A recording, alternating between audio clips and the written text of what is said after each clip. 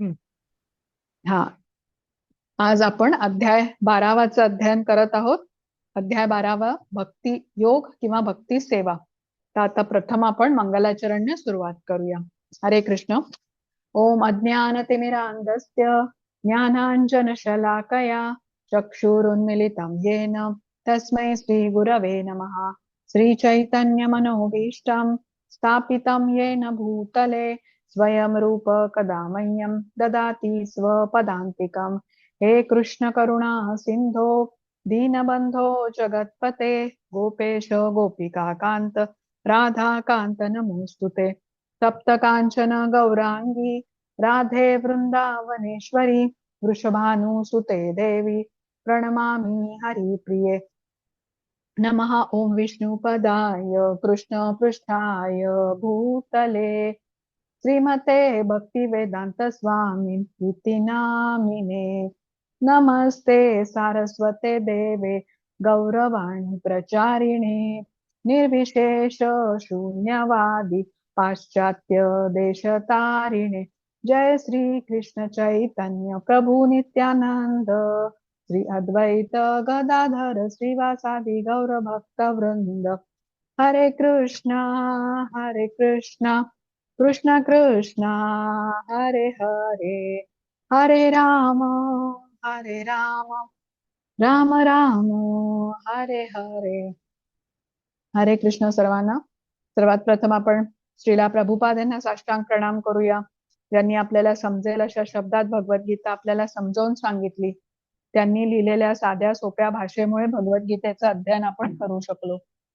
Shri Shri Radha Govind ISKCON मँगलोरचे अध्यक्ष नामानिष्ठदास प्रभूजी यांनाही सादर प्रणाम. ज्यांनी हा अभ्यासक्रम बनवला आणि झूमद्वारे आपल्याला उपलब्ध करून दिला, त्यामुळे घरी बसल्या आपण या संधीचा लाभ घेऊ शकत आहोत. अन्वय माताजींना प्रणाम करते, ज्यांनी मला भगवद्गीता शिकवली. आमच्या सर्वांच्या प्रेरणा पूजा माताजींना प्रणाम. वर्गाला उपस्थित राहून सेवा देणाऱ्या अंजली माताजी, रेश्मा माताजी दोघींनाही प्रणाम. उपस्थित सर्व भक्तगणांना सादर प्रणाम आणि सर्वांचं परत एकदा स्वागत. तर आज आपण भक्ती योग शिकत आहोत आणि भक्ती योगचं वर्णन श्रीला प्रभुपाद डिव्होशनल सर्व्हिस असं करत असत. आता तसं बघितलं तर संपूर्ण भगवद्गीता आपल्याला भक्तीबद्दल सांगते, पण हा अध्याय आपल्याला विशेष करून सांगतो की भक्ती किती सर्वश्रेष्ठ आहे आणि सर्व मार्ग भक्ती योगाकडेच कसे अग्रेसर होतात हे आपण आजच्या अध्यायात जाणून घेऊया. तर प्रथम श्री श्री राधा गोविंदांना प्रणाम करूया. त्यांचे आशीर्वाद घेऊन आपण अध्ययन सुरू करूया. आपण हे अध्ययन भगवंतांच्या आनंदासाठी करत आहोत. तर सर्वात प्रथम आपण त्यांना प्रार्थना करूया की आपल्याला कृष्ण भक्ती प्राप्त होवो. त्यांचे आशीर्वाद घेऊन वर्गाला पुढे सुरुवात करू.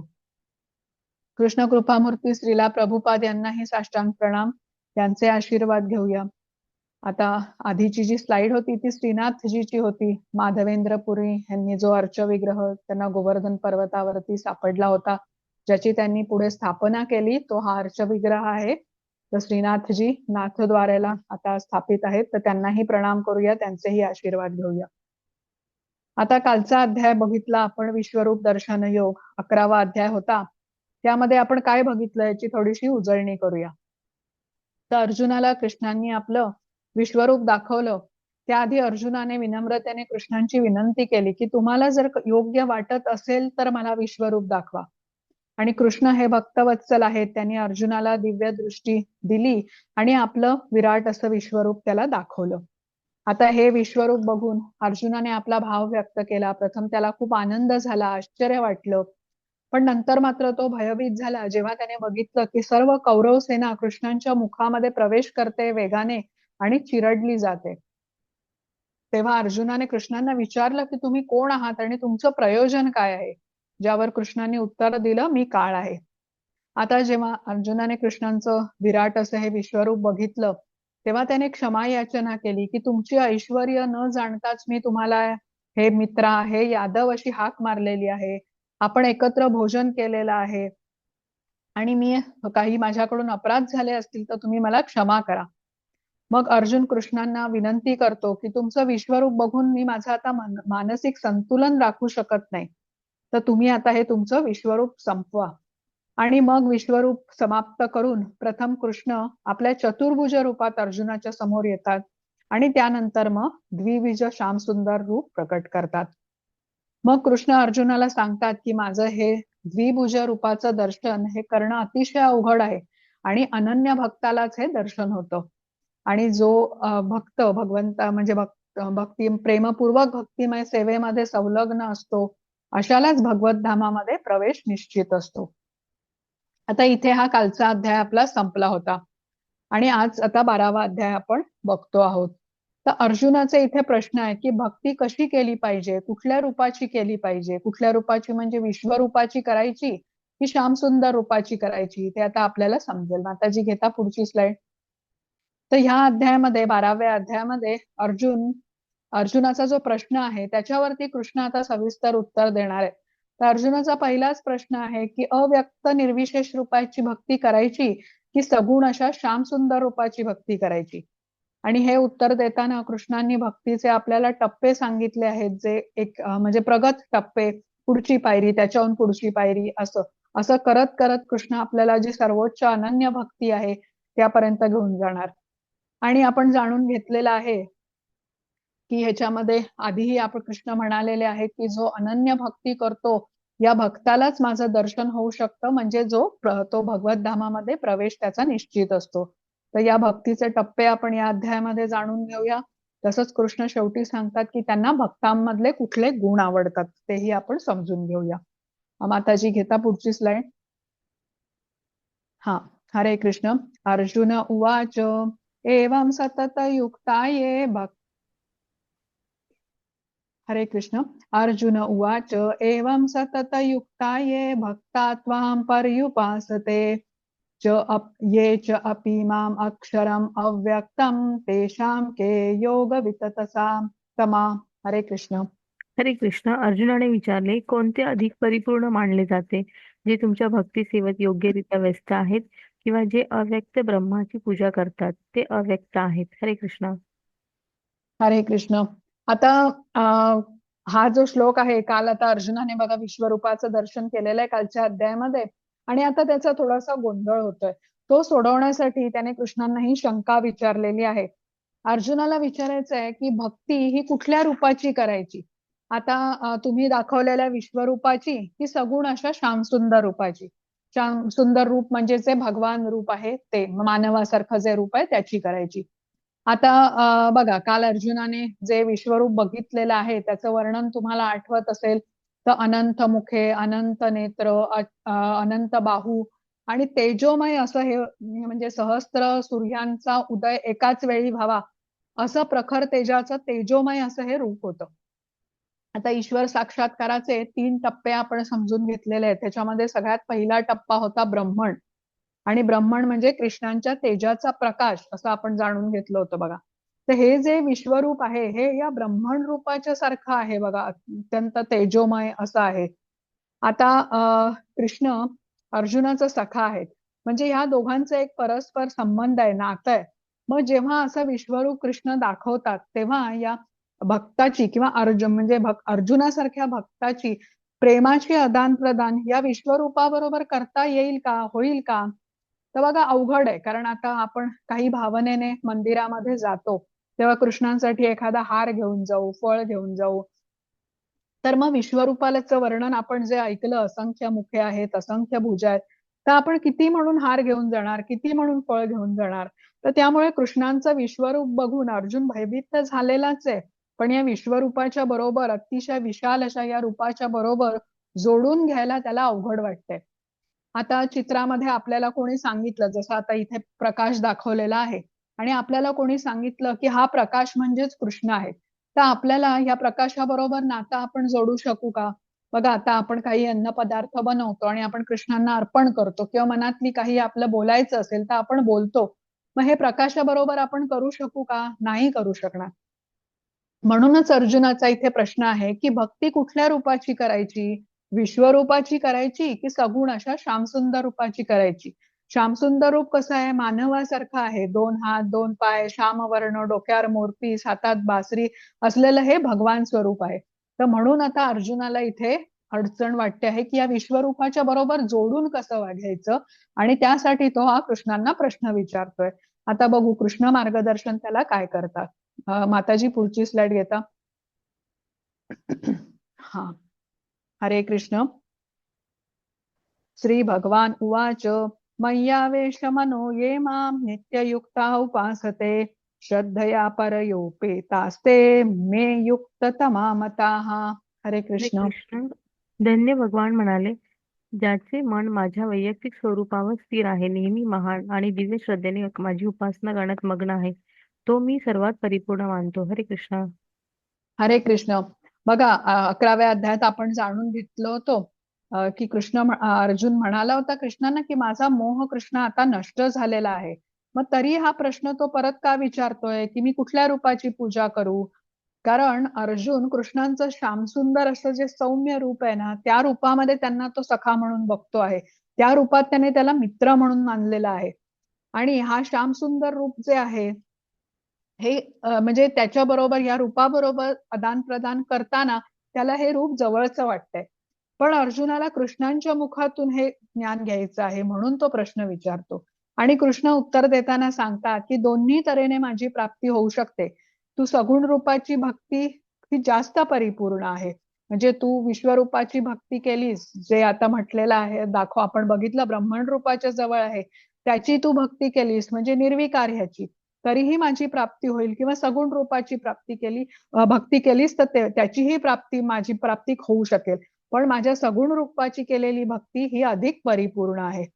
आता हे दोन प्रकारचे भक्त असतात की एक भक्त असतात जे वैष्णव म्हटलेले आहे, जे कृष्णांच्या सगुण रूपाची भक्ती करतात. सगुण रूप म्हणजे हे श्यामसुंदर रूपाची पूजा करतात. आणि दुसरे भक्त आहेत ते निराकारवादी आहेत, जे कृष्णांचं साकार स्वरूप स्वीकार करत नाही. त्यांचं म्हणणं असतं की कृष्ण कसे आहेत, निराकार आहेत, अव्यक्त आहेत. मग ते ब्रह्मज्योतीवर किंवा निराकारावरती भक्ती करतात. आपण याबद्दल आता अजून पुढे या अध्यायात जाणून घेऊ. माताजी घेता पुढची स्लाइड. हा वाचा माताजी. हरे कृष्ण. परंतु जे सर्व इंद्रियांचे संयमन करून आणि सर्वांच्या ठायी समबुद्धी ठेवून अव्यक्त, इंद्रियातील सर्वव्यापी, अचिंत्य, अठीक, अविकारी, स्थिर आणि अचल अशा परम सत्याच्या निर्विशेष रूपाची पूर्ण उपासना करतात, ते सर्वांच्या हितार्थ संलग्न होऊन शेवटी माझीच प्राप्ती करतात. हरे कृष्ण. हरे कृष्ण. आता या श्लोकामध्ये कृष्ण म्हणतात की जे निराकारवादी आहेत ते ब्रह्मज्योतीवरती ध्यान केंद्रित करतात, त्यांनाही माझी प्राप्ती होऊ शकते. तर इथे काय म्हटलंय कृष्णाने की तुम्ही निराकारवादी असाल किंवा माझ्या सगुण रूपाची भक्ती करत असाल, दोघांनाही माझी प्राप्ती होईल. पण निराकारवादी कसे आहेत, प्रत्यक्षपणे भगवंतांची उपासना न करता अप्रत्यक्षपणे पण त्याच उद्दिष्ट प्राप्तीसाठी प्रयत्न करत असतात. म्हणजे कृष्णांना प्राप्त करणं ही अनेक जन्मांची गोष्ट आहे. अनेक जन्म गेल्यानंतर मनुष्याला हे ज्ञान प्राप्त होतं की कृष्णच भगवंत आहेत, आणि तेव्हा तो त्यांना शरण जातो. बहुनाम जन्मनाम अंते ज्ञानवान वा प्रपद्यते वासुदेव सर्वमिती स महात्मासु दुर्लभ. असा महात्मा दुर्लभ म्हटला आहे. म्हणजे प्रदीर्घ तपस्या आहे यामागे. आणि कृष्ण इथे म्हणतात की निर्विशेष रूपाच्या साक्षात्काराची पद्धत ही अतिशय कठीण आहे. बघा आता ह्याबद्दल कशी कठीण आहे हे आपण जसं जसं आता अध्याय पुढे जाईल आपल्याला समजून येईल की सगुण रूपाची भक्ती कृष्णांनी का श्रेष्ठ म्हटलेली आहे, ह्याचंही उत्तर आपल्याला या अध्यायात मिळणार आहे.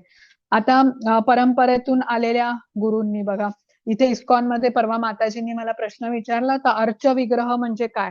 तर इथे इस्कॉन मध्ये जी कृष्णाची भक्ती होते त्या मूर्तींना अर्च विग्रह असं म्हणतात. तर परंपरेतून आलेल्या गुरूंनी या अर्च विग्रहाची स्थापना केलेली असते. आणि हे गुरु कृष्णांची प्रार्थना करतात अर्च विग्रहामध्ये तुम्ही स्थित व्हा म्हणून. तर भक्तांचं मार्गदर्शन करा अशी या गुरूंनी केलेली प्रार्थना असते कृष्णांना.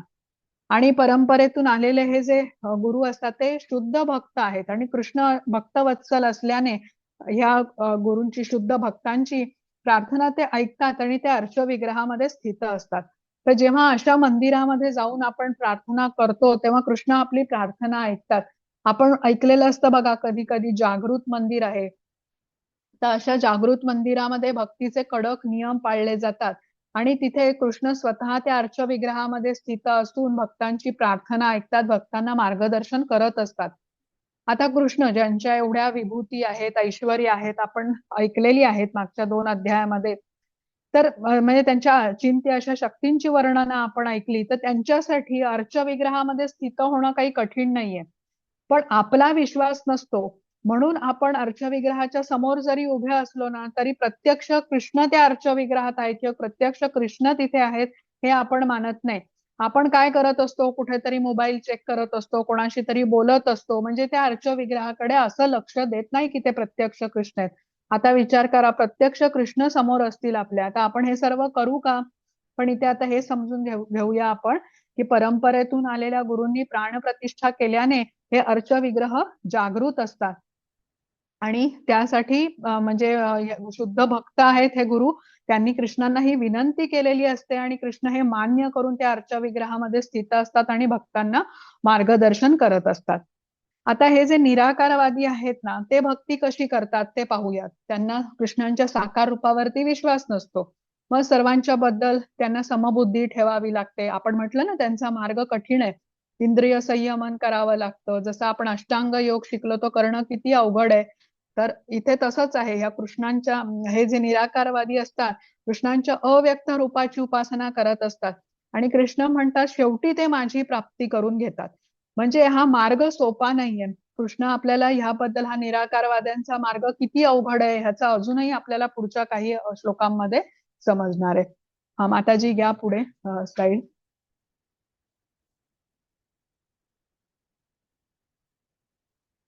हा, हरे कृष्ण. क्लेशाधिकतर तेषाम् अव्यक्त आसक्त चेतसाम् अव्यक्ता हि गती दुःखम देह बुद्धी अवाप्यते. हरे कृष्ण. हरे कृष्ण. ज्याचे मन परम सत्याच्या अव्यक्त निर्विशेष रूपामध्ये आसक्त झालेले आहेत त्यांना प्रगती करणे अतिशय क्लेशदायक आहे. त्या मार्गात प्रगती करणे हे देहधारी जीवांसाठी नेहमीच अतिशय दुष्कर असते. हरे कृष्ण. हरे कृष्ण. बघा इथे लिहिलंय की देहधारी जीवांसाठी या मार्गात प्रगती करणे नेहमीच अवघड असते. आता या श्लोकाच्या तात्पर्यामध्ये श्रीला प्रभुपाद यांनी आपल्याला समजावून सांगितलंय की आपण कसे आहोत, बद्ध आत्मे आहोत. त्यामुळे असा विचार करणं की मी शरीर नाही मी आत्मा आहे हे आपल्याला ह्या स्थितीला खूप अवघड आहे.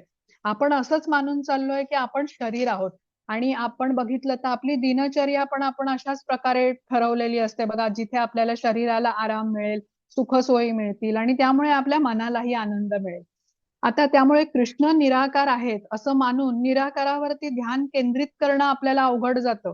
त्यामुळे इथे श्रीला प्रभुपाद आपल्याला सांगतात की हा मार्ग सोपा नाहीये, हा क्लेशदायक मार्ग आहे. आणि या श्लोकामध्ये कृष्ण म्हणालेले आहेत की या मार्गावरती प्रगती करणं हे अत्यंत दुष्कर आहे, अवघड आहे.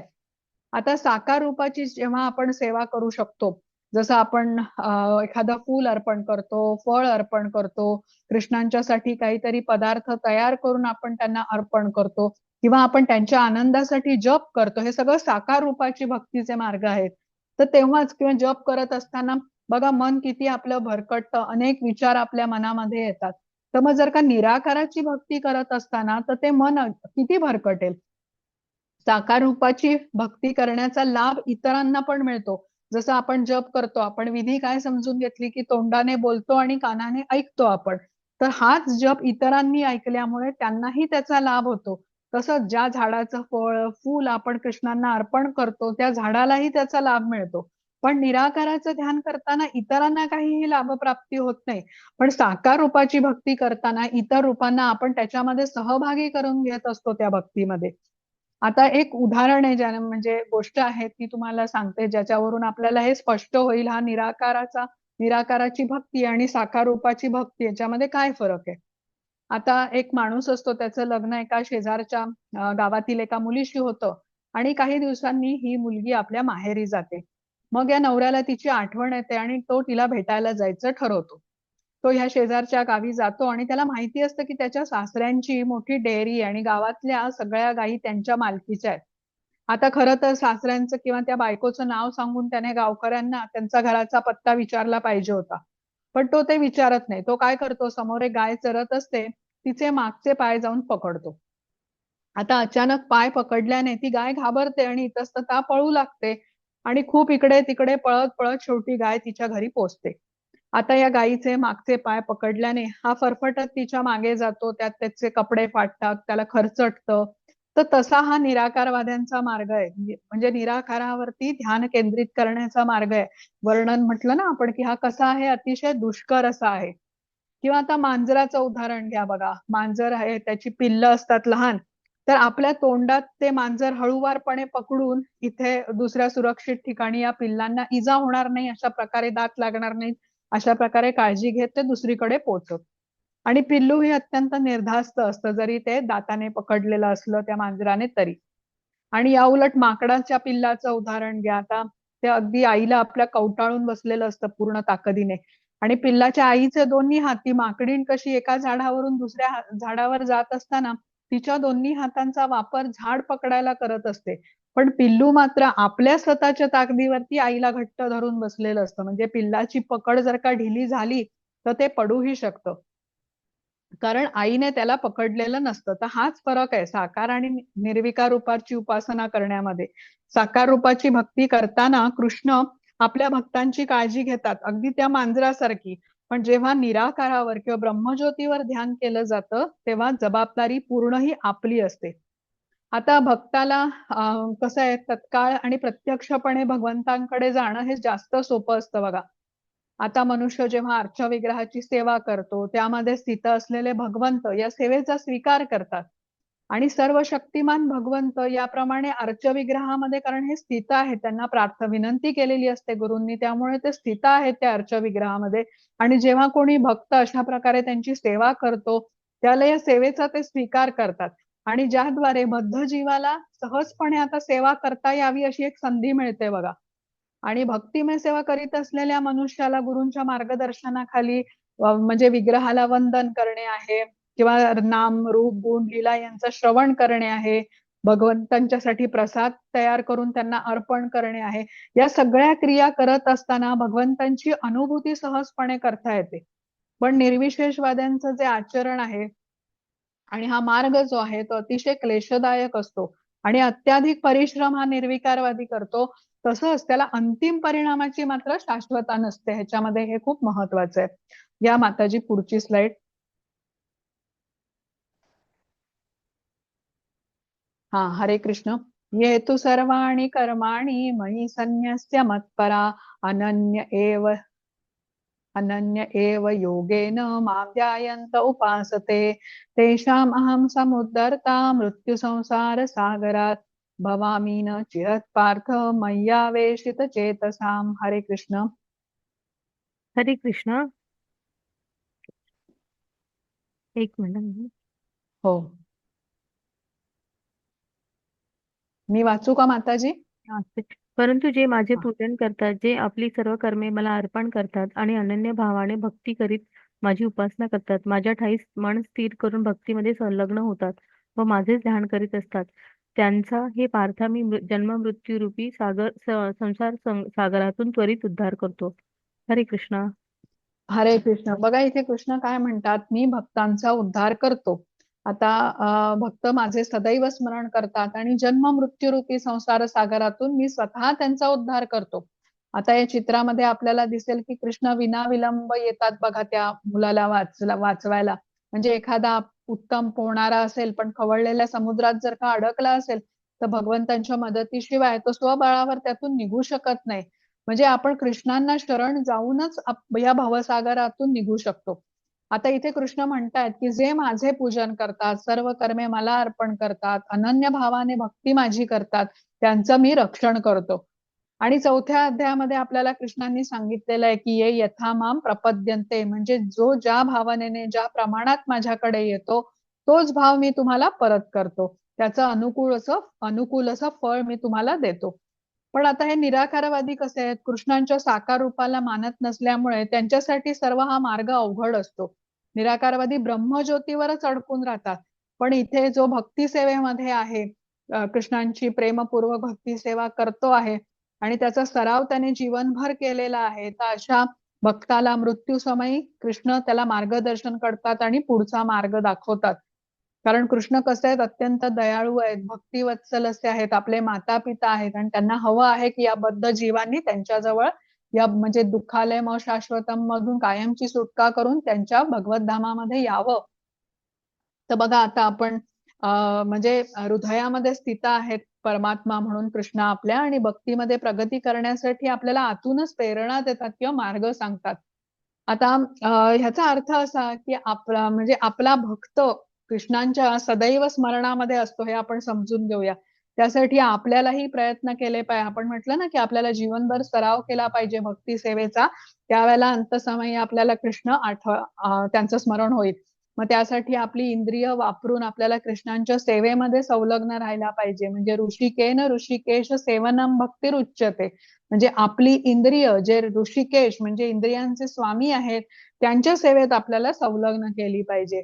तर आपल्याला भक्ती कुठल्या कुठल्या प्रकारे करता येते तर हे आता आपल्याला पुढच्या काही श्लोकांमध्ये कृष्णांनी सांगितलेलं आहे. तर आपण काही मार्ग तर जाणून घेतलेलेच आहेत. श्रीला प्रभुपाद आपल्याला सांगतात की आपण काय करायला पाहिजे, की म्हणजे साधना करू शकतो आपण, आणि आपण जप करू शकतो, श्रवणम कीर्तनम स्मरणम हे सतत करत राहिल्याने आपल्याला हा सराव होऊ शकतो, ज्याद्वारे आपल्याला अंतसमयी कृष्णांचं स्मरण राहू शकतं. माताजी पुढची स्लाइड घेता. हा, हरे कृष्ण. मय्येव मन आध्वत्स्व मयि बुद्धिं निवेशय निवशिष्यस्ति मय्येव अत ऊर्ध्वं न संशय. हरे कृष्ण. हरे कृष्ण. माझ्यावर पुरुषोत्तम भगवंतावर तुझे मन स्थिर कर आणि आपली बुद्धी गुंतवून माझ्या ठायी युक्त कर. अशा रीतीने तू निसंदेह सदैव माझ्यामध्ये वास करशील. हरे कृष्ण. हरे कृष्ण. आता आपण म्हटलं की आपल्याला भगवंतांच्या सेवेमध्ये सतत राहिलं पाहिजे. आपण सेवा ऋषिकेन ऋषिकेश सेवनम भक्ती रुच्यते. मग आपण कुठल्या कुठल्या प्रकारे भगवंतांची भक्ती करू शकतो आता हे आपल्याला या श्लोकांमधून सांगितलेलं आहे. आता इथे कृष्ण आपल्याला अनन्य भक्तीबद्दल सांगतात. अनन्य अनन्य हा शब्द ह्याचा अर्थ इतर कोणावर नाही तर केवळ कृष्णांची भक्ती करायची. तर कृष्ण म्हणतात ही सगळ्यात उत्तम पद्धत आहे. आणि आता इथे चित्रामध्ये वृंदावनवासी दाखवलेत बघा, सगळं गोप सवंगडी त्यांचे दाखवलेले आहेत. हे सर्व कृष्णांच्या अनन्य भक्तीमध्ये होते. ते सदैव कृष्णांचाच विचार, सदैव त्यांचं स्मरण करत असत. आणि इथे हे जे गोप सवंगडी दाखवलेले आहेत ते कृष्णांच्या बरोबर एकत्र खेळायचे, वनभोजन करायचे. कुठलंही घरून फळ असेल किंवा घरून आणलेलं जे काही भोजन असेल तर ते प्रथम कृष्णांना खायला द्यायचे आणि मग ते स्वतः खायचे. काही संकट आलं तर त्यांना कृष्णांचीच आठवण व्हायची. कृष्णांनाच ते बोलवायचे, कृष्ण आमची रक्षण कर. आणि त्यांना खात्री होती की कृष्ण त्यांना या कुठल्याही संकट जरी आलं तरी त्यांना वाचवणार. तर हे कृष्ण आणि हे सर्व गोकुळवासी अशा प्रकारे अनन्य भक्तीमध्ये कृष्णांवरती नितांत प्रेम करत असत. आणि कृष्णही कसे होते, कृष्णही अतिशय स्नेह करत असत या गोकुळवासियांसाठी वासियांवर, आणि त्यांची काळजी घेत असत, त्यांचं रक्षण करत असत. तर ही अनन्य भक्ती झाली. म्हणजे कृष्णांच्या व्यतिरिक्त कुठला दुसरा विचारही त्यांच्या मनामध्ये नव्हता. फक्त कृष्ण, सदैव स्मरणामध्ये त्यांच्या कृष्णच होते. आता आपण पुढच्या श्लोकात बघू दुसरा पर्याय आपल्याला कृष्णांनी काय सांगितलाय. घ्या माताजी. तर ही अनन्य भक्ती सर्वात श्रेष्ठ म्हटलेली आहे. वाचा माताजी अनुवाद. हरे कृष्ण. हे धनंजय, जर तू आपले मन निश्चलपणे माझ्या ठाई स्थिर करण्यास असमर्थ असशील तर भक्ती योगाच्या नियामक तत्वाचे पालन कर. अशा रीतीने मला प्राप्त करण्याची इच्छा तू उत्पन्न कर व तुम्हाला पूर्ण सिद्धी प्राप्त होईल. हरे कृष्ण. हरे कृष्ण. बघा, गोकुळवासियांच्या सारखी एकसारखं कृष्णांचं स्मरण किंवा विचार करणं आपल्याला शक्य होत नाहीये. तर मग कृष्ण इथे आपल्याला साधना भक्तीबद्दल सांगतात. इथे कृष्ण काय म्हणतात की ठीक आहे, तुम्ही आता नवोदित भक्त आहात, तुम्ही आत्ता भक्ती सुरू केलेली आहे आणि तुम्हाला या गोकुळवासियांच्या सारखी अनन्य भक्ती करायला जमत नाहीये. मग भक्तीच्या नियामक तत्वांचं तुम्ही पालन करा आणि असं केल्याने तुम्ही प्रगती करू शकाल. आता ह्या साधना भक्तीमध्ये बघा सगळ्यात सोपी गोष्ट म्हणजे किंवा सोपा उपाय आपल्याला सांगितलेला आहे तो म्हणजे एक माळेचा जप करणं. आता काही जे काही कालांतरापासून करत असतील तर ते एक माळेचा वाढवत वाढवत 16 माळापर्यंतही करू शकतात. एकादशीचं व्रत करू शकतात, जन्माष्टमीचं व्रत करू शकतात, मंगला आरती रोज असते, त्याच्यानंतर भक्तीचे जे नियम आहेत ते सर्व पाळू शकतात. इथे कृष्णांनी अनन्य भक्ती ज्यांना करायला जमत नाही त्यांच्यासाठी हा दिलेला पर्याय आहे साधना भक्ती करायचा. साधना भक्ती म्हणजे आपल्याला गुरूंनी सांगितलेल्या नियमांचं पालन करणं. आता जे प्रमाणित आध्यात्मिक गुरु आहेत, जे परंपरेतून आलेले आहेत, तर ते काही आपल्याला नियम देतात ज्यांचं पालन करणं आपल्याला आवश्यक असतं. जसं बघा आपण आता शाळेमध्ये जातो, तर शाळेमध्ये आपल्याला काही विद्यार्थ्यांना म्हणजे ते नियम पाळावे लागतात. काही प्रकारचा एक युनिफॉर्म असतो किंवा काही प्रकारचं एक आपल्याला एक नियमावली दिली जाते, ती आपल्याला पाळावी लागते.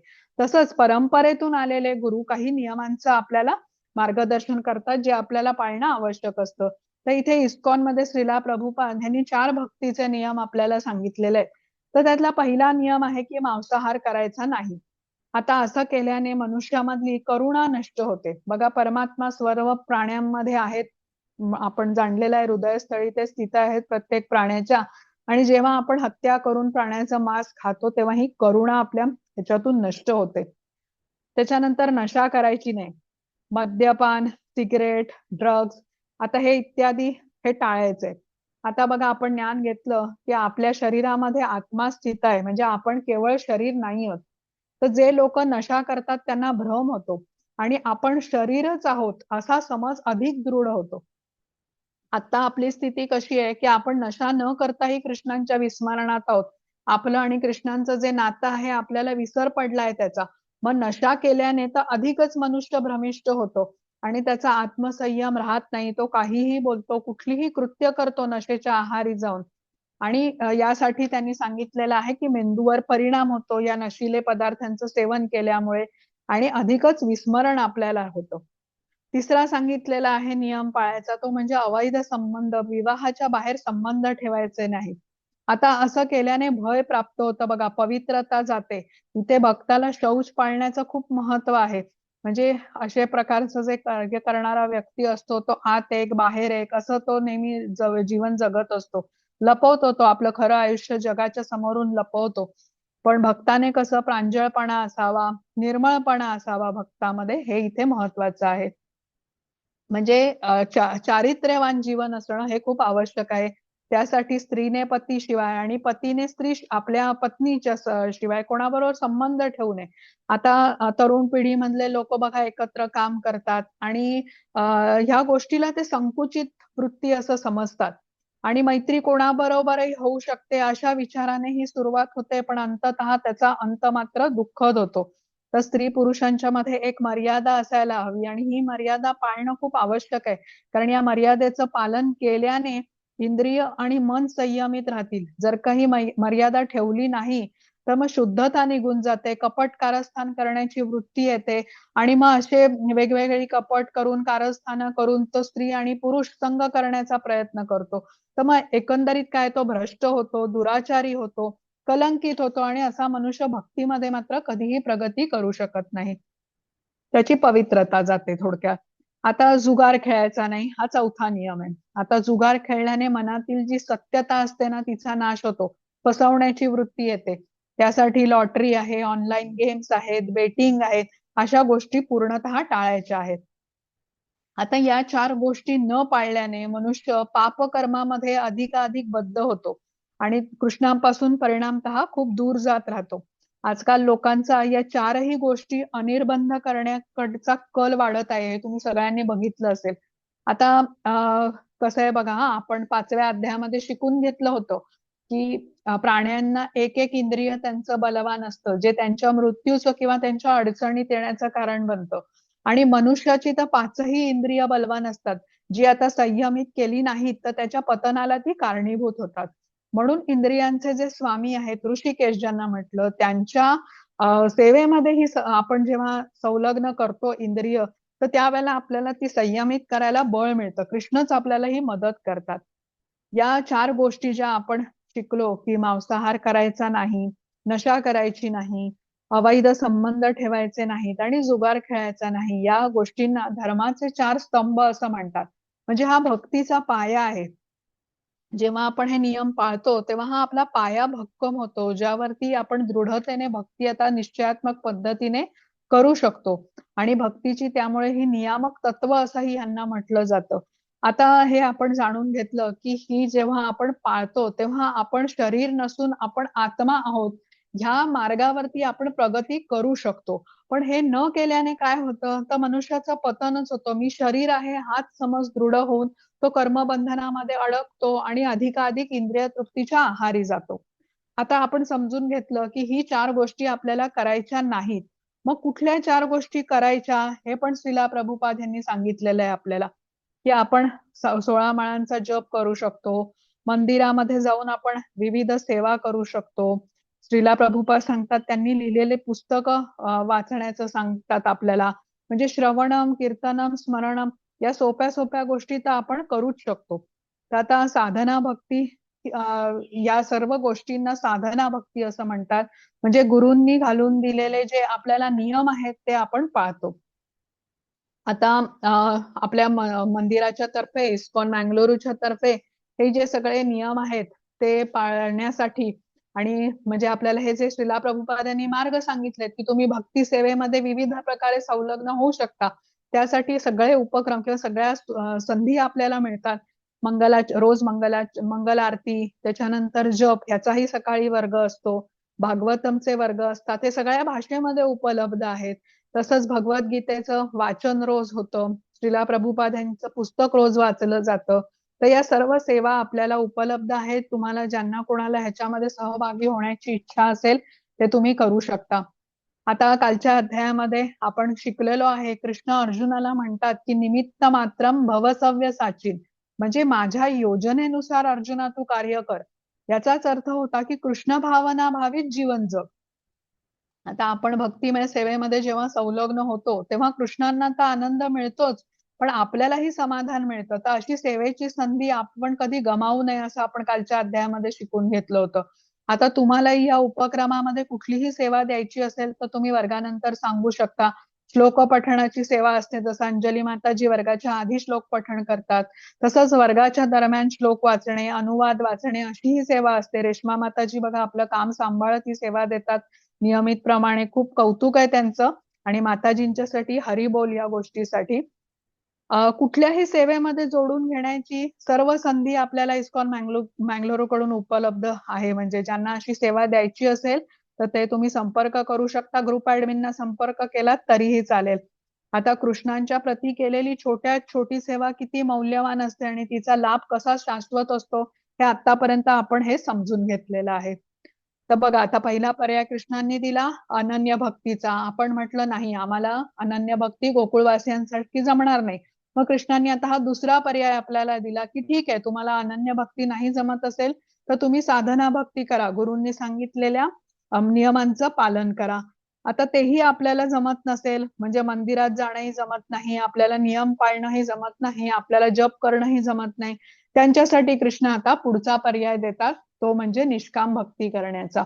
माताजी पुढची स्लाइड घेता.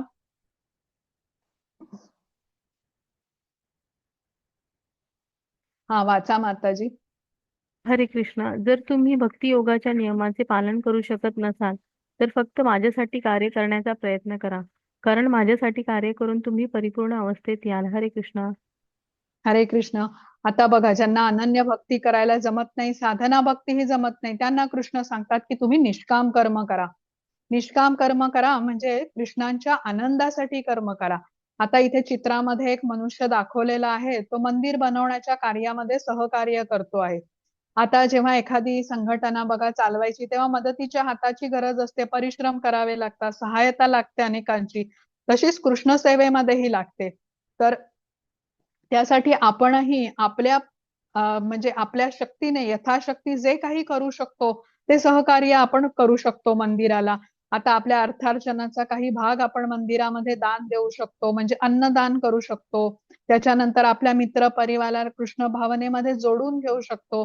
अशा विविध प्रकारे आपण ही सेवा करू शकतो. निष्काम कर्म केल्याने आपली भक्तीमध्ये आपली प्रगती होऊ शकते आणि आपण मग हळूहळू अनन्य भक्तीच्या पातळीपर्यंत पोहोचू शकतो.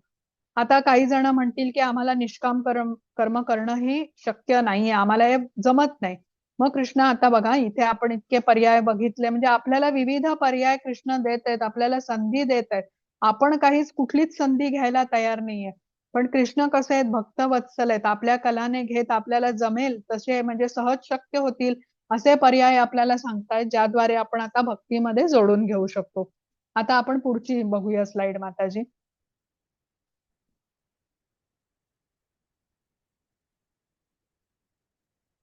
हा हरे कृष्ण. यत् करोषि यदश्नासि यज्जुहोषि ददाति यत् यत् तपस्यस्ति कौंतेय तत्कुरुष्व मद अर्पणम. आता हा जो श्लोक आहे ना, हा खरं तर 9व्या अध्यायातला श्लोक आहे. आपण म्हटलं आम्हाला अनन्य भक्तीही जमणार नाही, साधना भक्तीही आम्हाला जमणार नाही आणि निष्काम कर्म करणंही आम्हाला जमणार नाही. मग त्यावेळेला कृष्ण आपल्याला ही अजून एक पद्धत सांगतायत. बघू माताजी वाचता. हरे कृष्ण. हे कुंतीपुत्र, तू जे काही करतोस, जे काही खातोस, जे काही अर्पण करतोस, दान करतोस, तसेच तू जे काही तपस्या करतोस, ते सर्व मला अर्पण म्हणून करावे. हरे कृष्ण. हरे कृष्ण. मग कृष्ण इथे या श्लोकामध्ये आपल्याला म्हणतात, तुला हे काहीच करायला जमत नसेल, मी आधी सांगितलेल्या ज्या ज्या काही पद्धती सांगितल्या, तर मग तू जे काही कर्म करतोस त्याचं फळ मला अर्पण कर. जे काही खातोस, जे काही दान देतोस, जे काही तपस्या करतोस ते सर्व मला अर्पण कर. आता या प्रकारे कोणत्याही परिस्थितीत आपल्याला कृष्णांचं विस्मरण होणार नाही. म्हणजे जीवनाला एक प्रकारचं वळण लागेल या प्रकारे केल्यामुळे, जे कृष्ण सांगतायत आपल्याला करायला. आता बघा आपल्याला कर्म तर करावीच लागतात. जसं आपण अन्न तर रोज खातोच. मग आपण जर का असं ठरवलं की मी केवळ कृष्ण प्रसादच खाणार, तर मग हे वळण लागलं. म्हणजे कृष्ण म्हणालेत ना, तू जे काय कर्म करतोस, जे खातोस, जे हवन करतोस, जे दान देतोस, ते सर्व तू मला अर्पण कर. तर अशा प्रकारे आपण एक नियम ठरवून आपण त्या प्रकारे वागलो, तर आता आपल्याला जीवनाला एक वेगळं वळण लागू शकतं. आता आपण पुढचा पर्याय बघूया. माताजी पुढची स्लाइड घेता. हा, बघा आता इथे आपल्याला हा उपक्रम आवडला. आपण बघता बघता आता अध्याय 12 पर्यंत पोहोचलेलो आहे. आणि आता इथे सांगितल्याप्रमाणे या स्लाइड मध्ये दाखवल्याप्रमाणे आपल्याला काही दान करण्याची इच्छा असेल तर तुम्हाला आता व्हॉट्सअप वरती लिंक, ग्रुप वरती पाठवली जाईल लिंक. आणि पुढची बॅच पण आता आपली 2 डिसेंबर पासून सुरू होते. दर महिन्याला हे 18 दिवसात भगवद्गीता समजून घ्या हा आपला उपक्रम सुरू असतो.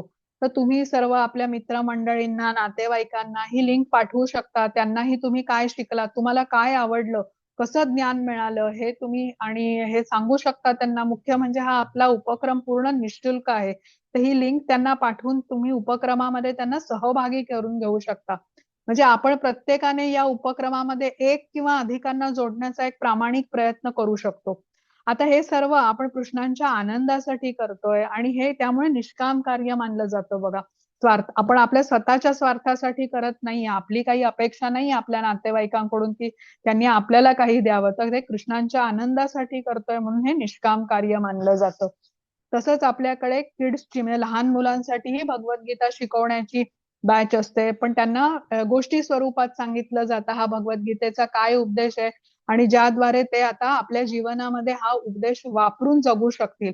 प्रल्हाद महाराजांनी सांगितलंय की जितक्या लहान वयात आपल्याला हे भगवद्गीतेचं ज्ञान होईल ते जास्त अधिक चांगलं आहे. तर किड्सची पण बॅच असते आणि तुमच्या नातेवाईकांमध्ये घरी जी कोणी लहान मुलं असतील त्यांनाही तुम्ही ह्या उपक्रमामध्ये अशा प्रकारे जोडून घेऊ शकता. माताजी घेता स्लाइड पुढची. हा वाचा माताजी अनुवाद. हरे कृष्ण.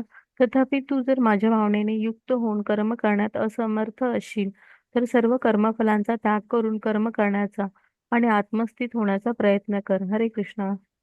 हरे कृष्ण. आता इथे कृष्ण म्हणतायत की माझ्यासाठी कर्म करू शकत नसतील तर जे पण कर्म कशी करत असतील तर त्या कर्माचा फळाचा त्याग कर. आता कर्माचं फळ तुम्ही मला देऊ शकत नसाल कृष्ण म्हणतात तरी चालेल, पण ते तुम्ही इतरांना द्या. आता समाजामध्ये गोरगरीब आहेत, ज्यांना अन्न खाण्यासाठी पैसे नसतील, औषधासाठी पैसे नसतील, तर तुमच्या उत्पन्नातला काही भाग तुम्ही असा समाजसेवेसाठी वापरा. आता कृष्ण इथे सांगतात माझ्यासाठी कर्म कर. मग बघा कसे पर्याय दिले. मग तेही शक्य नाही तर कर्म कर, पण कर्माच्या फळाचा त्याग कर असं कृष्ण सांगतात. कारण कर्माच्या फळाची आसक्ती ठेवलीस तर यश, कीर्ती, मान, सन्मान या भौतिकामध्ये अडकला जाशील आणि त्याने तू अधिकाधिक त्याच्यामध्ये गुंतत जाशील. आता असे अनेक समाजसेवक आहेत बघा, संस्था आहेत, ते सर्व काही समाजाला अर्पण करतात. आणि कृष्णांनी आपल्याला आता अनन्य भक्तीचा पर्याय पहिला दिला होता, पण आपण म्हटलं आपल्याला जमणार नाही. दुसरा पर्याय दिला साधना भक्तीचा. आपण ठरवलं आपल्याला तीही जमणार नाही. मग कृष्ण आपल्याला निष्काम कर्मयोग करायला सांगतात, आपण त्यालाही नाही म्हटलं. आणि हा जो चौथा पर्याय आहे त्याला सकाम कर्मयोग म्हटलेला आहे, की कोणाच्या तरी म्हणजे फळाची आसक्ती न ठेवता कर्म करा. आता हे असं केल्याने, कर्माच्या फळाची आसक्तीचा त्याग केल्याने आपल्याला मनःशांती लाभेल असं कृष्ण म्हणतात. कारण मन शांत असेल तर तुम्ही माझ्याबद्दल किंवा मुक्तीबद्दल विचार करू शकाल. आता एखाद्या लहान मुलाचं आपण उदाहरण घेतलं, की त्याच्या आईने संध्याकाळी त्याला अभ्यासाला बसवलंय बळजबरीने, की नाही तू आता तुझा गृहपाठ संपवच. पण बाहेरून आता बघा त्याच्या मित्रांचे खेळण्याचे आवाज येतायत, ते त्याला अधूनमधून हाका पण मारतायत, तू ये खेळायला म्हणून. आता या मुलाचं लक्ष लागेल का अभ्यासामध्ये? नाही लागणार. तर असंच अगदी आपलं असतं. जोपर्यंत आपण कर्माच्या फळावरती आसक्त असतो, तोपर्यंत आपलं लक्ष ज्ञान प्राप्त करून घेण्यामध्ये वळणारच नाही. आणि जेव्हा आपली कर्मफळावरची आसक्ती कमी होऊ लागेल, तेव्हा मन शांत होईल आणि मग असं मन आता ज्ञान ग्रहण करू शकेल आणि मग भक्तीमध्ये प्रगती करू शकेल. तर हे बघा वेगळे वेगळे पर्याय आपल्याला कृष्ण सांगतायत इथे. माताजी पुढची स्लाइड घ्या.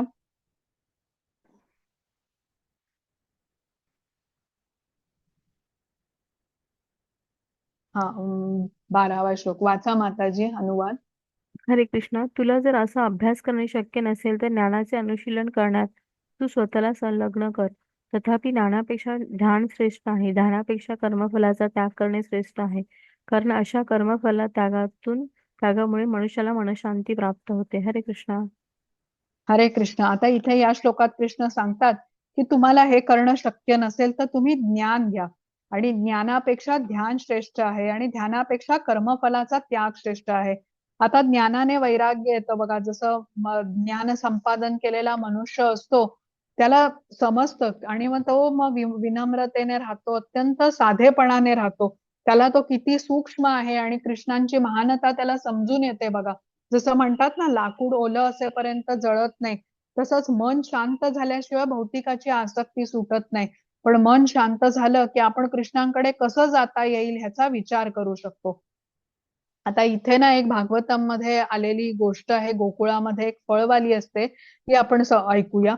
तर एकदा एक फळवाली असते गोकुळामध्ये आणि तिने ऐकलेलं असतं की हे नंद महाराज आणि यशोदा ह्यांचा जो मुलगा आहे बालक, तो कृष्ण, तो अतिशय सुंदर आहे आणि तिची इच्छा असते की या बालकाला जाऊन बघायची.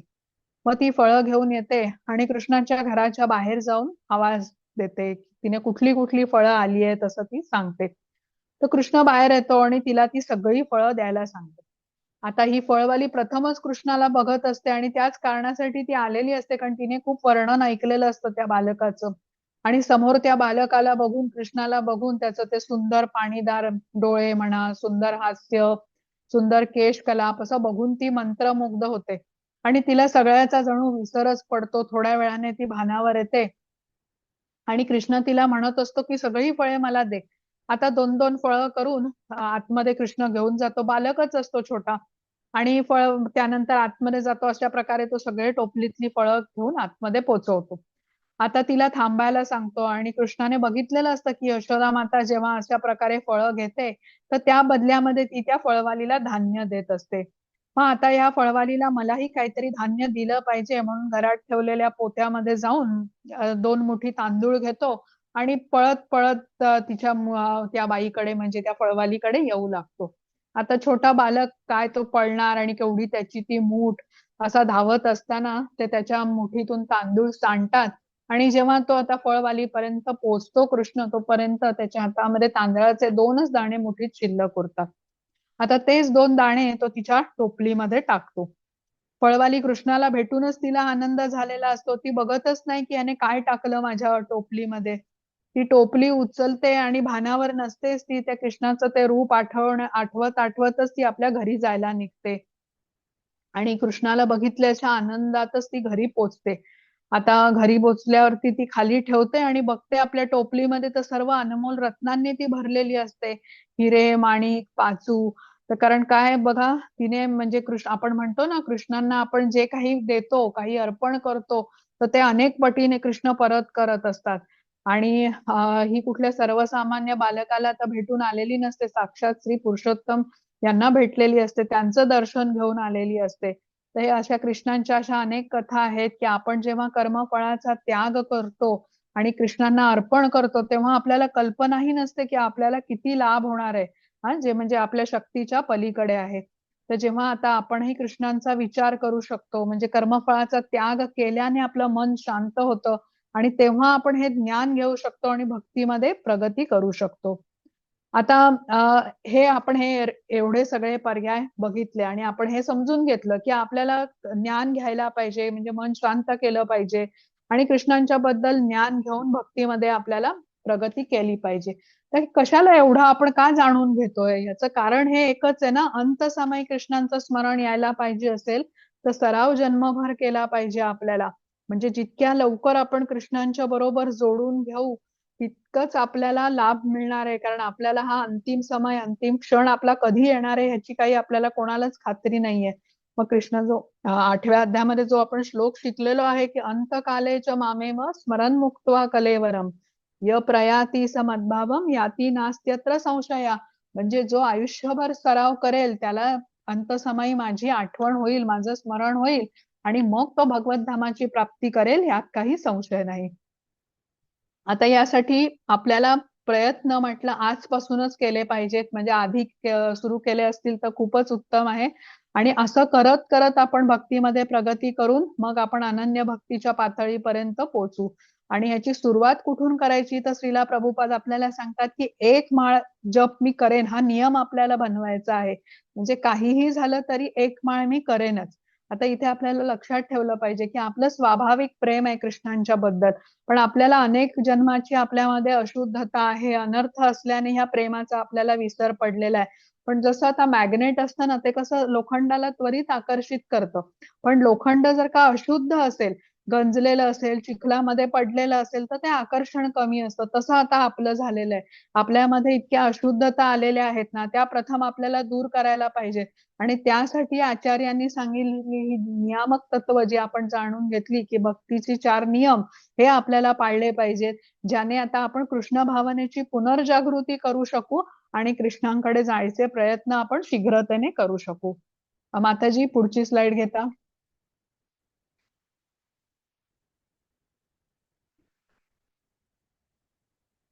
हरे कृष्णा. जो जीवांचा द्वेष करीत नाही आणि सर्व जीवांचा सहृदय मित्र आहे, जो मिथ्य अहंकारापासून मुक्त आहे आणि स्वतःला स्वामी समजत नाही, जो सुख दुःखामध्ये समभाव राखतो, जो समाशील सदैव तृप्त आत्मसंयमी आहे आणि आपले मन बुद्धी माझ्यावर स्थिर करून जो दूर निश्चयाने भक्तीमध्ये संलग्न झालेला आहे, तो मला अत्यंत प्रिय आहे. हरे कृष्ण. आता ह्या श्लोकामध्ये बघा कृष्णांनी त्यांच्या भक्तांमधले त्यांना कुठले गुण आवडतात ते सांगितलेले आहेत. आता आपण म्हटलं की भक्ती योगाचा मार्ग हा सगळ्यात श्रेष्ठ आहे. भक्तीचे स्तर पण कृष्णांनी आपल्याला सांगितले. आता ह्या श्लोकाद्वारे ते कृष्ण भक्तांची लक्षणं आपल्याला सांगतात. आणि चित्रामध्ये बघा सुदामाचं चित्र आहे. तर सुदामा हा कृष्णांचे बालमित्र होते, पण त्याला काहीही अहंकार नव्हता. आता खरं तर साक्षात द्वारकाधीश माझा बालमित्र आहे, पण ह्याचाही अहंकार या सुदाम्याला नव्हता. आणि जेव्हा सुदामा भेटायला जातो द्वारकेला, तो आला आहे हे कळताच कृष्ण त्या भेटायला धावत सुटतात, कसलाही विचार न करता प्रथम त्याला जाऊन मिठी मारतात. अतिशय आनंद कृष्णांना होतो सुदाम्याला बघून. आणि सुदाम्याचं स्वागत करताना त्याचे ते चरण धुतात, सुदाम्याने आणलेले पोहे मिटक्या मारून खातात आणि सुदाम्याने काहीही न मागता त्याला खूप काही देतात, त्याच्या नगरीचं स्वरूप ते पालटून टाकतात. आणि सुदामा कसा आहे, भक्त आहे, साधं सरळ जीवन तो जगत असतो आणि कृष्ण हे सदैव त्याच्यासाठी बालमित्र कन्हैयाच असतात. म्हणजे आणि भक्तांचे जे आवडणारे गुण आता या श्लोकामध्ये आपण वाचलं हे सर्व त्यांच्यामध्ये असतात. आणि अशा भक्तांवरती कृष्ण विशेष कृपा करतात. सुहृद म्हटलेलं आहे कृष्णांना त्यासाठी. आता बघा आणि आपलं कसं असतं की कुठल्या एखाद्या लांबच्या नातेवाईकाचा कोणीतरी शेजारी मंत्री कोणीतरी असेल तर आपण अगदी सर्वांना अभिमानाने सांगतो की खरं तर तो मंत्री आपलं नावही जाणत नाही, पण आपल्याला त्या गोष्टींचा गर्व असतो. आणि इथे सुदामाचं उदाहरण बघा कसं आहे. तर आपल्याला लक्षात काय ठेवायचंय की जे कृष्ण कोणाकडे आकर्षित होतात, तर जो अशा प्रकारचे गुण ज्याच्यामध्ये आहेत ते भक्त कृष्णांना विशेष प्रिय असतात. आपण 4 प्रकारचे पुण्यात्मे पाहिलेले आहेत, आर्त, अर्थार्थी, ज्ञानी आणि जिज्ञासू. त्याच्यामध्ये कृष्ण म्हणालेत की मला ज्ञानी अतिशय प्रिय असतो. आता जे कृष्णांची बघा म्हणजे कृष्णांची प्रेमपूर्वक भक्ती सेवा करण्यामध्ये जे संलग्न असतात असे भक्त कृष्णांना विशेष प्रिय असतात आणि कृष्ण अशा भक्तांचं रक्षणही करतात. आता माताजी पुढची स्लाइड घेता. हरे कृष्णा. वाचा. ज्याच्यामुळे कोणी उद्विग्न होत नाही, जो इतर कोणामुळे उद्विग्न होत नाही, जो हर्ष आणि दुःख, भय किंवा चिंता यामध्ये समभाव राखतो, तो मला अत्यंत प्रिय आहे. हरे कृष्ण. हरे कृष्ण. आता या चित्रामध्ये एक कथा आहे, भागवतम मध्येच आलेली आहे. ह्याच्यामध्ये शंकर आणि पार्वती दाखवलेले आहेत आणि शंकर यांना एक श्रेष्ठ वैष्णव मानलं जातं. भगवंतांविषयीची चर्चा सुरू आहे. अनेक ऋषी मुनी बसलेले आहेत, नारद मुनी आणि इतरही ऋषी आहेत त्याच्यामध्ये. तर यावेळेला आकाशातून एक चित्रकेतू नावाचा गंधर्व आपल्या विमानातून जात असतो आणि तो शंकरांना थोड्या थट्टेने म्हणतो की कसली चर्चा सुरू आहे माता पार्वतींना इतक्या जवळ बसवून. आता खरं तर उपस्थित सर्व जे आहे हे शारीरिक स्तरावरती नाही आहेत, हे मोठे उच्च ऋषी आहेत, प्रगत भक्त आहेत सर्व. तर त्यामुळे त्या कोणाला काही वाटत नाही. पण हा जेव्हा म्हणतो की माता पार्वतीला जवळ बसवून विरक्तांच्या बरोबर विरक्तीची कथा होत आहे. आता आपण आधीच्या आधी एक कथा बघितली होती बघा, कालच्याच अध्यायामध्ये त्या भक्त पुन्नगाची कथा आपण बघितली होती. अध्याय म्हणजे श्रीमद भागवतमच्या स्कंद 12 अध्याय 13 आणि 16वा श्लोक, ज्याच्यामध्ये म्हटलेलं आहे की वैष्णवानाम यथा शंभू, म्हणजे भगवान शंकर हे अतिशय श्रेष्ठ असे वैष्णव आहेत आणि भगवंतांच्या कथा ऐकणे, त्यावर चर्चा करणे यामध्ये त्यांना अत्याधिक प्रसन्नता वाटत असते. त्यामुळे हे जो चित्रकेतू म्हणतो त्याचा परिणाम शंकरावरती काही होत नाही. इतर उपस्थित तर त्यांनाही काही वाटत नाही, कारण त्यांचं सर्वांचं लक्ष हे भगवंतांच्या कथा करण्यावरच म्हणजे केंद्रित असतं. पण माता पार्वतीला क्रोध येतो आणि ती चित्रकेतूला शाप देते की त्याने पुढच्या जन्मी तो एक दैत्य होईल. आता जेव्हा ह्या चित्रकेतूला शाप मिळतो तर तेव्हा तो उद्विग्न होत नाही, तर तो शाप तो स्वीकारतो. कारण माता पार्वतीने दिलेला हा शाप होता. जसा आता एखादा पुत्र असेल तर त्याच्या शुद्धीकरणासाठी त्याच्या मातेने जेव्हा माता त्याची शाप देईल तर तो कशा प्रकारे घेईल, हात जोडून तो स्वीकार करेल. तशाच प्रकारे आता इथे कृष्ण काय म्हणाले, तर जे हे असे भक्त असतात जे हर्ष, दुःख, भय, चिंता यामध्ये समभाव ठेवणारे जे भक्त असतात ते मला अतिशय प्रिय असतात. माताजी पुढची स्लाइड घेता.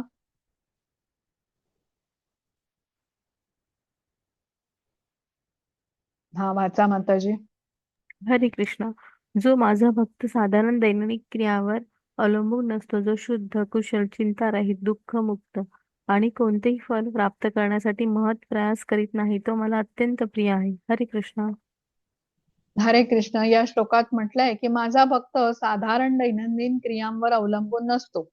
आता बघा, आपण भौतिकाकडे आसक्त असल्यामुळे आपण आपली जी आध्यात्मिक कर्तव्य आहेत किंवा भक्ती मधली जेवढी कार्य आहेत ती दुय्यम समजत असतो. आपण म्हणतो की मी आज एवढी व्यस्त आहे, मला खूप काम आहेत एका पाठोपाठ एक, मला आज जप करायला वेळच मिळाला नाही. आपल्याकडे वेगळ्या वेगळ्या सवयी असतात, कधी बाहेर सबबी असतात, कधी मला बाहेर जायचंय म्हणून, कधी माझी कामाची बाई आले नाही म्हणून. म्हणजे आपण नामस्मरण करणे, जप करणे हे सगळं टाळतो. आता इथे आपल्याला काय सांगितलंय की आपल्याला निश्चयाने जप केला पाहिजे. कृष्ण म्हणतात ना की माझा भक्त साधारण दैनंदिन क्रियांवर अवलंबून नसतो. जर का आपल्याला कृष्णांचं प्रिय भक्त बनायचं असेल तर आपल्याला निश्चयाने हे सर्व केलंच पाहिजे. आणि असा दृढ निश्चयी जो असतो ना तोच कृष्णांना खूप प्रिय असतो. आता चित्रामध्ये नामाचार्य हरिदास ठाकूरांचं उदाहरण दाखवलेलं आहे बघा, 192 माळांचा ते जप करत असत.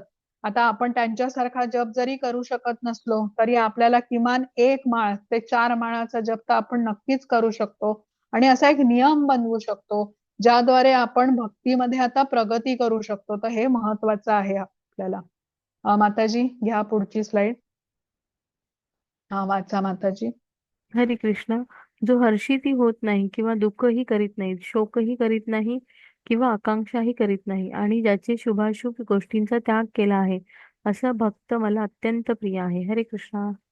हरे कृष्ण. बघा या श्लोकांमध्ये कृष्णांना भक्तामध्ये कुठले गुण आवडतात हे सगळे सांगितलेले आहेत. आता भक्त कसा दृढ निश्चयी हवा हे आपण आधीच्या श्लोकामध्ये ऐकलं की भक्तीला बाधा होणाऱ्या सर्व गोष्टींना असा भक्त दूर सारतो आणि कृष्णांच्या आनंदासाठी कार्य करत राहतो. आणि या श्लोकामध्ये म्हटलेलं आहे की सुखात दुःखात जो माझं स्मरण करतो तो मला अतिशय प्रिय आहे. आता केवळ दुःखामध्ये कृष्णांची आठवण केली आर्ततेने आणि आनंदामध्ये कृष्णांचा विसर पडला असं असू नये. भक्ताने सुखदुःखात सम राहिलं पाहिजे. म्हणजे ही कृष्णांचीच योजना आहे. जरी मला दुःख आलं असेल तरी भगवंतांच्या अनुमतीशिवाय कुठलीच गोष्ट होत नाही असा विश्वास पाहिजे. आणि दुःख जरी आलं तरी माझं मानसिक बळ वाढवण्यासाठी कृष्णांनी ही परिस्थिती माझ्या समोर दिलेली आहे असं तो मानत असतो. किंवा सुखाचे काही क्षण त्याच्या आयुष्यात असतील तर ही पण भगवंतांचीच कृपा आहे म्हणून मला प्राप्त झालं आहे. माझी तर पात्रताच नाहीये हे प्राप्त करण्याची, केवळ भगवंतांची कृपा म्हणून मला हे सुख मिळतं आहे. अशी भावना असते त्याची आणि अशा प्रकारे तो सदैव कृष्णांच्या बरोबर जोडलेला असतो. जसं आता भक्त प्रल्हाद बघा, हिरण्यकश्यपूने त्याच्यावरती किती अत्याचार केले, त्याला मारण्याचे कित्येक प्रयत्न झाले, पण भक्त प्रल्हाद मात्र सदैव परमेश्वराचं स्मरण करत असत आणि या अत्याचारांना ते अतिशय सामोरे गेले आणि ते अतिशय धीरपणे धैर्याने सामोरे गेले. घ्या माताजी आता पुढची स्लाइड.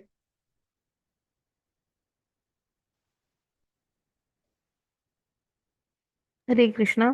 जो मनुष्य शत्रू आणि मित्र यांच्या ठिकाणी समान असतो, जो मानापमान, शीत उष्ण, सुख दुःख, स्तुती निंदा यामध्ये समभाव राखतो, जो कुसंगापासून नेहमी मुक्त असतो, सदैव शांती, जे काही मिळेल त्यात संतुष्ट असतो, जो घरादाराची काळजी करीत नाही, ज्ञानामध्ये स्थित आहे आणि भक्तीमध्ये संलग्न झालेला आहे, तो मला अत्यंत प्रिय आहे. हरे कृष्ण. हरे कृष्ण. बघा भक्तांमधील जे कृष्णांना गुण आवडतात त्या सगळ्यांची इथे यादी आहे. तर आपल्याला ना हे सर्व गुण आपल्यामध्ये आत्मसात करायचे आहेत. त्यासाठी आपल्याला आचार्यांनी जो मार्ग सांगितलेला आहे तो अवलंबायचा आहे. जसे जसे आपण कृष्णांच्या जवळ जाऊ, आता कृष्ण कसे आहेत, सर्व गुण संपन्न आहेत आणि जसा भक्त प्रगती करत कृष्णांच्या जवळ जातो तसं तसं हे सर्व गुण त्याच्यामध्ये प्रकाशित होत राहतात. म्हणजे तर आता आपलं आणि कृष्णांचं जे नातं आहे ती पुनर्जागृती आपल्याला करायची आहे. त्यासाठी आपल्याला जे आचार्यांनी सांगितलेले मार्ग आहे भक्तीमध्ये प्रगती करण्याचे ते आपण प्रयत्न करायचे त्या प्रकारे करण्याचे. माताजी पुढची स्लाइड घेता.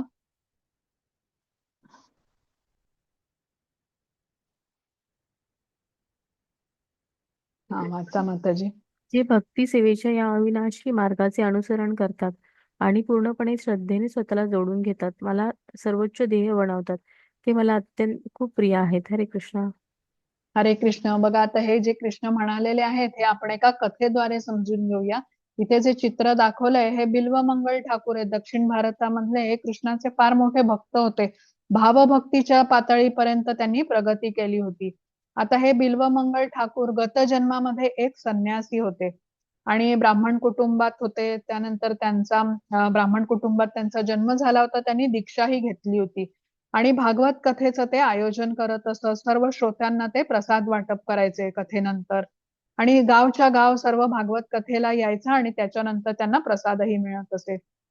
आता एकदा काय होतं, त्यांनी भागवत कथेचं आयोजन केलेलं असतं आणि त्यांचे पैसे आता संपतात. काही व्यवस्था करतात ते आणि त्यांना पैसे अपुरे पडतात आणि ते विचार करत असतात की आता कुठे कसे पैसे म्हणजे उभे करावेत हा विचार करत करत ते रस्त्यावरून जात असतात. स्मशानभूमीच्या बाजूने हा रस्ता जात असताना ते बघतात की तिथे स्मशानभूमीकडे खूप गर्दी आहे आणि खूप चांगले चांगले वस्त्र घातलेली लोक तिथे जमलेली आहेत. तर ते विचारपूस करतात तेव्हा त्यांना समजतं की एका राजकन्येचा मृत्यू झालेला आहे, जिचं वय एक 18-19 वर्षाची ही राजकन्या असते आणि तिचेच हे सर्व नातेवाईक असतात. आता या राजकन्येचं मृत शरीर खूप सजवलेलं असतं, उंची वस्त्रे दागदागिने ह्यांनी आणि हे तो बघतो संन्यासी हा म्हणजे बिल्वमंगल आणि म्हणतो की ह्या मृत शरीराला एवढ्या किमती दागदागिन्यांचा काय उपयोग आहे. आता हा विचार करत तो तिथे बाजूला उभा राहतो. थोड्या वेळाने हे नातेवाईक निघून जातात आणि अग्नी दिल्यानंतर आता हा जातो जवळ, हा संन्यासी तिथे जवळ जातो आणि त्या मृत शरीरावरून दागदागिने काढून घेण्याचा विचार त्याच्या मनामध्ये येतो. आता तो हे करणारच, हे कृती करणार एवढ्यात त्या राजकन्येचा तो आवाज येतो आणि ती म्हणते माझ्या शरीरावरून तू देहावरून दागिने काढू नकोस. त्याऐवजी तू माझ्या वडिलांकडे जा, ते राजा आहेत आणि त्यांना सांग की मीच तुला त्यांच्याकडे पाठवलेलं आहे, ते माझे दागिने देतील तुला. आता ह्याला आश्चर्य वाटतं संन्याशाला, पण तो जातो, ऐकतो तिचं आणि राजाकडे जातो, त्याला घडलेली घटना सांगतो आणि राजा त्या राजकन्येचे सर्व दागिने आता त्याला देतो. तो जाऊन हे विकतो, त्याने धन मिळतं, त्याला काही पैसे मिळतात आणि जी त्याची तयारी करायची असते त्याला भागवत कथेची ती तो करतो. त्याला वाटतं आता अजून आपण थोडे पैसे मिळाले तर अधिक मोठ्या प्रमाणावरती आपण कथा करू शकू, आणि यासाठी तो आता परत स्मशानभूमीमध्ये जातो. आता तो तिथे जातो तर तेव्हा बघतो की या राजकन्येचा देह आतापर्यंत जळून गेलेला असतो, आणि तो दागिने आता उचलतो आणि माघारी वळतो. एवढ्यात त्या राजकन्येचा आवाज परत येतो आणि ती म्हणते की "हे दागिने उचलून तू फार मोठी चूक केलेली आहेस. खरं तर तू एक कृष्ण भक्त आहेस आणि भावभक्तीच्या पातळीपर्यंत प्रगती केलेला भक्त आहेस. पण आता तुला अजून एक जन्म घ्यावा लागेल आणि पुढच्या जन्मी तू एक चरित्रवान एक अनैतिक जीवन जगशील." आता पुढचा जन्म होतो या संन्यासाचा, तेव्हा तो एक धनाढ्य व्यक्ती म्हणून म्हणजे धनाढ्य घरात त्याचा जन्म होतो. श्रीमंत घरामध्ये जन्म होतो त्याचा, आणि पण तो मात्र अतिशय चारित्र्यहीन व्यभिचारी असा मनुष्य असतो. त्याचं नाव बिल्वमंगल असं असतं ह्या जन्मामध्ये. आणि हा एका वेश्येवरती अतिशय अनुरक्त असतो.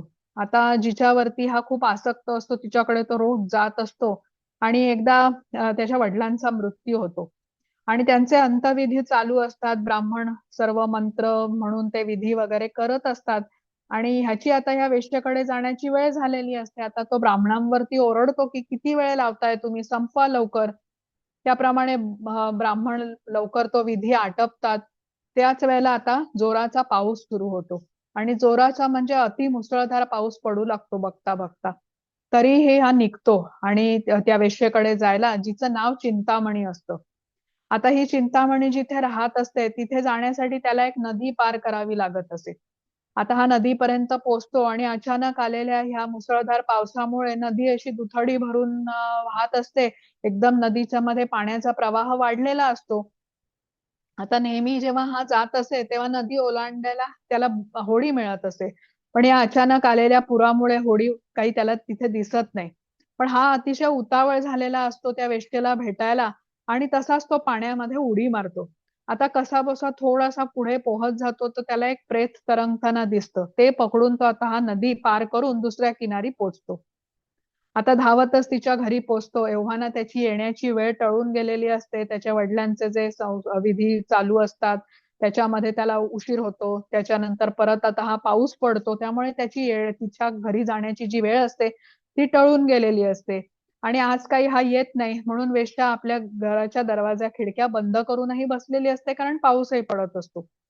आता हा जेव्हा पोहोचतो तिच्या घरी, तिथे बघतो तर चिंतामणीच्या सर्व दारं खिडक्या आता इथे घराच्या बंद आहेत, आणि पाऊसही एवढ्या जोरात पडत असतो की तो तिला हाका मारतो पण त्या तिला ऐकू जात नाहीत. आता अंधार असतो त्यामुळे त्याला काही दिसत नाही. हाताशी एक दोर लावतो आणि तो पकडून आता तो वरती चढतो आणि कसाबसा तिच्या खिडकीपर्यंत पोहोचतो, आणि तिथे धक्का मारून खिडकी उघडतो आणि तिच्या घरामध्ये प्रवेश करतो. आता त्याला बघून, अचानक असा आलेला बघून ती ती घाबरते की खिडकीतून हा कोण आला अचानक. थक्कच होते ती म्हणजे. तर विचारते की तुम्ही कसे आलात वरती चढून, आणि बाहेर बघते तिथून खिडकीच्या तर तिला एक साप लोंबकळताना दिसतो. मग तिला समजतं. ती म्हणते एवढ्या रात्री इतक्या पावसामध्ये तुम्ही माझ्यासाठी आलात. आणि हा आता बिल्वमंगल सर्व गोष्ट तिला सांगतो की कशी त्याने नदी ओलांडली, कसा तो इथपर्यंत पोहोचला. आता ती म्हणते की एवढ्या सगळ्या अडचणीमध्ये तुम्ही माझ्याकडे आलात, तुमच्या वडिलांचे अंत्यसंस्कार पण तुम्ही नीट केले नाहीत, तर तुमच्या इंद्रियांना काही नियंत्रण नाहीच आहे, म्हणजे तुम्हाला संयमच करता येत नाही. माझ्या शरीरावर तुम्ही किती आसक्त आहात, आणि एवढ्या म्हणजे अशा क्षणिक सुखाच्या मागे वेडे होऊन तुम्ही एवढ्या आतुरतेने माझ्याकडे आला. पण तुम्हाला हे समजतंय का की एवढे प्रयत्न, एवढी उत्सुकता तुम्ही कृष्णांसाठी ठेवली असती तर तुम्हाला केवढी परमशांती मिळाली असती. आता हे चिंतामणी या वेश्येच्या तोंडी मुखी आलेले हे शब्द बिल्वमंगलला एका बोधवाक्यासारखे ऐकायला येतात, आणि क्षणार्धात जसा एखादा प्रकाश पडावा ना तसं त्याला काहीतरी ते वाटतं, आणि ते तिला प्रणाम करतात आणि तिथून निघतात. आता ही खरं तर चिंतामणी वेश्या होती आणि तिच्या तोंडून असे शब्द येणं म्हणजे जरा आश्चर्यच वाटतं. पण असं म्हणतात की ह्या वेळी त्यांचे गुरु या बिल्वमंगल ह्या आधीच्या जन्मामध्ये अतिशय म्हणजे ब्राह्मण होता आणि दीक्षा घेतलेली होते त्याने एका गुरूंकडून. तर ते गुरु चिंतामणीच्या वाणीद्वारे त्याला इथे उपदेश देत होते. आता ते ऐकून त्याचा विवेक जागृत झाला, आणि अत्यंत मोलाचा असा क्षण होता त्याच्या आयुष्यामध्ये, आणि हा आता ईश्वर साक्षात्कार करून घेण्याच्या उद्देशाने आता तो वृंदावनात जायला निघतो. आता तिथे जात असताना रस्त्यामध्ये परत एका स्त्रीकडे तो आकर्षित होतो. आता हा चारित्र्यवान होता आणि अशी सवय काही सहजासहजी सुटत नाही. तर पण लगेच त्याच्या मनामध्ये विचार येतो, की अरे मी कृष्णांची आराधना करायला इथे वृंदावनामध्ये आलेलो आहे आणि मी आता हे काय करतोय?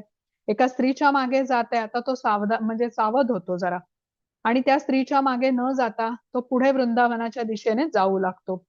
पुढेही जातो. अजून एक आकर्षक स्त्री त्याला रस्त्यामध्ये दिसते. तिच्या मागे चालत चालत आता हा तिच्या घरीपर्यंत येऊन पोहोचतो. आता त्या स्त्रीलाही जाणवतं, की हा माणूस माझा पाठलाग करतोय, तर ती लगबगीने आपल्या घरी आतमध्ये जाते. तिचे पती बाहेरच बसलेले असतात आणि त्या बाईंच्या पाठी म्हणजे त्या स्त्रीच्या पाठी हा बिल्वमंगलही तिथपर्यंत पोहोचतो. तर तो पतीला सांगतो, की ज्या माताजी आतमध्ये आल्या आहेत, तर त्यांना तुम्ही जरा बोलवता का? मला त्यांच्याकडे थोडंसं बोलायचंय. तर तो पती आपल्या पत्नीला बोलवतो, सांगतो, की हे तुला भेटायला आलेले आहेत. आणि ह्या माणसाला समोर बघून ती जरा घाबरते.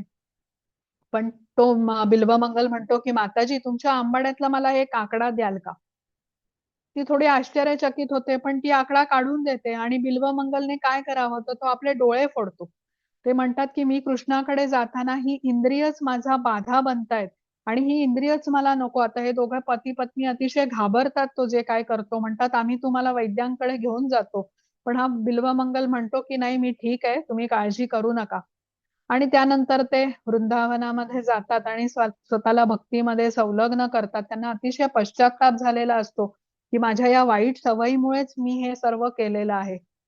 आता असं म्हटलं जातं, की म्हणजे पुढे ते अतिशय चांगली तपस्या करतात, भक्ती करतात आणि कृष्ण कर्णामृत, कृष्ण बालचरित, गोविंद दामोदर स्तव असे अनेक स्तोत्र ते रचतात. काव्यग्रंथ ते लिहितात आणि स्वतः कृष्ण त्यांची रचना ऐकायला येत असत गोप बालक बनून आणि त्यांच्यासाठी भोजनही घेऊन येत असत. आता बिल्वमंगल यांनी केलेल्या श्लोक रचनेचं बालक रूपामध्ये कृष्ण येऊन स्तुती करतात असं म्हटलेलं आहे आणि प्रसाद पण देत असत त्यांना, पण ते स्पर्श करत नसत. तर ते आंधळे असल्याने त्यांना सुरक्षित विश्रामस्थानी घेऊन जायला कृष्ण मदत करत असत, म्हणजे बालक रूपात जेव्हा येत तेव्हा. पण हा बिल्वमंगलला मात्र हा बालक कोण आहे हे तो ओळखत नव्हता. तर एक दिवस या बालकाने ह्या बिल्वमंगलला आपली बासरी वाजवून दाखवली आणि ते बासरीचे मधुर स्वर कानी पडताच या बिल्वमंगलला समजलं, की हा बालक म्हणजे माझ्या जीवनाचा प्राण, माझ्या हृदयातलं प्रेम आहे. पण त्याला स्पर्श करावा म्हणून बिल्वमंगलने हात पुढे केला, पण त्याला स्पर्श म्हणजे पटकन कृष्णाने स्पर्श केला आणि तो तिथून पळून गेला बालक. आता ब्रह्मकुंड या ठिकाणी एका झाडाखाली अनेक वर्ष त्यानंतर ह्यांनी तपस्या केली बिल्वमंगल ठाकूर यांनी आणि कृष्ण कर्णामृतामध्ये एक श्लोक त्यांनी लिहिला की ज्याचा अर्थ असा होता की माझा हात सोडवून कृष्णा तू पळून गेलास यात काही विशेष नाही पण मी तेव्हाच तुला मानेन जेव्हा तू माझ्या हृदयातून पळून जाऊन दाखवशील. तर वृंदावनामध्ये गोपीनाथ बाजार या ठिकाणी या बिल्वमंगल ठाकूरांची समाधी आहे. तर असं म्हणजे हे भक्त असतात कृष्णांची प्रार्थना म्हणजे कृष्णाच्या भक्तीमध्ये जे पण आपल्याला बाधा बनते आहे ते म्हणजे हे दूर करायला ते पुढे मागे बघत नाही. तर आपल्याला काय करायचंय अशा भक्तांचं अनुकरण करायचं नाहीये तर अनुसरण करायचं. अनुसरण म्हणजे त्यांनी जो उपदेश आपल्याला दिलेला आहे ना, जे शिकवलं आहे ना ते आपल्याला करायचं आहे.